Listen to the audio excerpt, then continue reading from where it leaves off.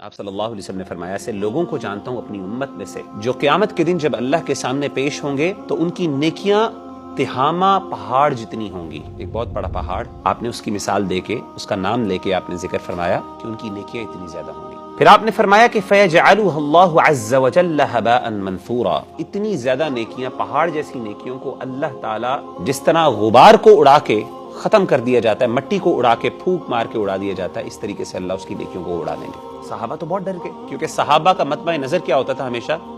آخرت. امیجن کریں کہ انہوں نے تو دنیا اپنی سب چھوڑ دی تھی، کس کے لیے؟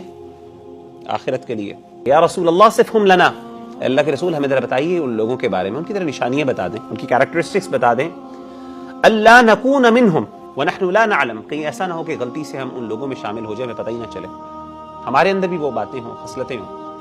آپ نے فرمایا اما انہم اخوانکم ومن جلدتکم ویأخذون من اللیل کما تأخذون، آپ نے فرمایا وہ تمہارے بھائی ہیں، تمہارے جیسے مسلمان کہ وہ راتوں کو کبھی کبھی عبادت بھی کر لیا کریں گے. سبحان اللہ. آپ امیجن کریں ذرا، یعنی وہ راتوں کو اٹھنے والے لوگ بھی ہوں گے، یہ نہیں کہ صرف وہ نمازیں نہیں پڑھتے ہوں گے، نہیں، نمازیں کیا، راتوں کو قیام کرنے والے بھی کچھ ہوں گے ان میں سے. اور آپ نے فرمایا لیکن ان کی اصل بات کیا ہے، اصل ان کا گناہ اور جرم یہ ہے اذا خلوا بمحارم اللہ انتہکوها، جب وہ اکیلے ہوتے ہیں تو پھر اللہ کی جو حدود ہوتی ہیں ان کو پامال کر دیتے ہیں، اللہ کی جو باؤنڈریز ہوتی ہیں ان کو کراس کرتے ہیں، ان کو وائلیٹ کرتے ہیں. یہ ان کا سب سے بڑا گناہ. تو کچھ ایسے اللہ معاف کرے گناہ ہوتے ہیں جو انسان کی بڑی بڑی نیکیوں کو ضائع کر دیتے ہیں. ان میں کچھ ایسے گناہ ہیں جو کنسسٹنٹلی انسان اکیلے میں کرتا ہے اور انسان کو اس پہ شرمندگی نہیں ہوتی، وہ ان کو چھوڑنے کی کوشش بھی نہیں کرتا. تو انسان کو ہمیشہ اپنی خلوت، اپنی آئسولیشن کے بارے میں اسپیشلی بہت زیادہ کنسرن ہونا چاہیے. اسی لیے نبی صلی اللہ علیہ وآلہ وسلم وصیت کیا کرتے تھے. آپ نے فرمایا اوصیک بتقوی اللہ تعالی فی سر امرک وعلانیتہ،